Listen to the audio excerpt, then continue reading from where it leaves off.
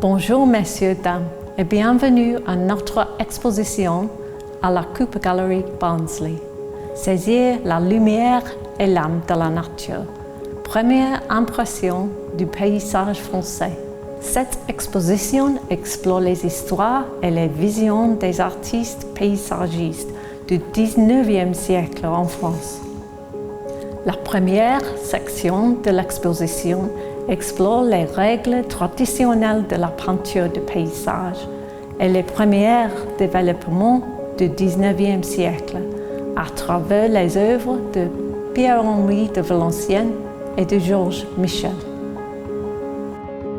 L'esquisse en plein air était d'une importance capitale pour de nombreux artistes qui souhaitent saisir un effet fugace de la nature.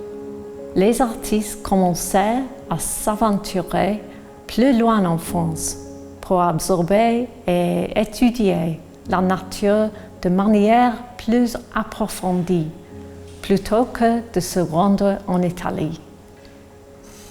Jean-Baptiste Camille Corot était l'un des artistes qui avait compris l'importance de s'immerger continuellement dans la nature. Théodore Rousseau et Jules Dupré étaient deux artistes et amis qui exploraient ensemble les régions de France, faisant des voyages de croquis et créant même des œuvres individuelles.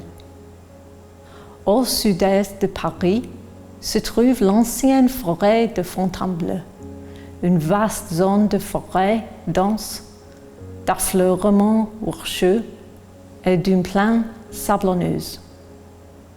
Au cours du XIXe siècle, des artistes se sont aventurés dans la forêt pour découvrir de nouveaux aspects de la nature à dessiner. Corot était l'un des premiers et d'autres artistes le suivirent, comme Théodore Rousseau, Narcisse Virgile Diaz de la Peña et Jean-François Millet. Des peintres qui furent ensuite connus sous le nom d'école de Barbizon. Un certain nombre d'artistes commencèrent à se concentrer sur la vie rurale dans le paysage et sur les paysans, les ouvriers agricoles et leurs animaux. Rosa Bonheur, qui deviendra la plus grande peintre animalière de son temps, se consacra entièrement à l'étude de chaque animal. Jean-François Millet était une figure pionnière du groupe d'artistes de Barbizon, mais il s'en distingua par l'importance qu'il accorda à l'homme, qu'il plaça au centre de ses peintures et dessins.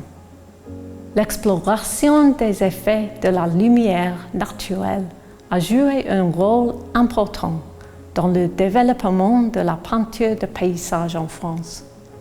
L'étude des variations de la lumière au cours de la journée et des saisons et la capture de l'essence de cette lumière dans l'art visuel furent la clé de l'innovation et du progrès que nous voyons dans cette exposition.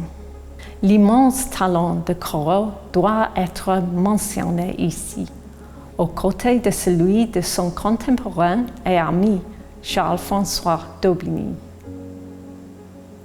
Isabey fut un grand innovateur par sa manière rapide de peindre et ses coups de pinceau indéfinis.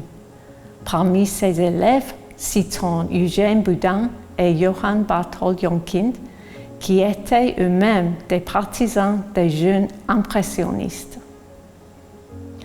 Quel était l'attrait de la peinture de paysage pour les collectionneurs? Le 19e siècle fut une période d'industrialisation. Les petits paysages offraient une autre vision du monde, un retour à la nature. Joséphine Bose était collectionneuse et artiste. Les deux tableaux présentés ici témoignent de son talent et de sa préférence pour l'utilisation du couleur et du coup de pinceau fort et de sa pratique du travail en plein air. Merci beaucoup d'avoir regardé.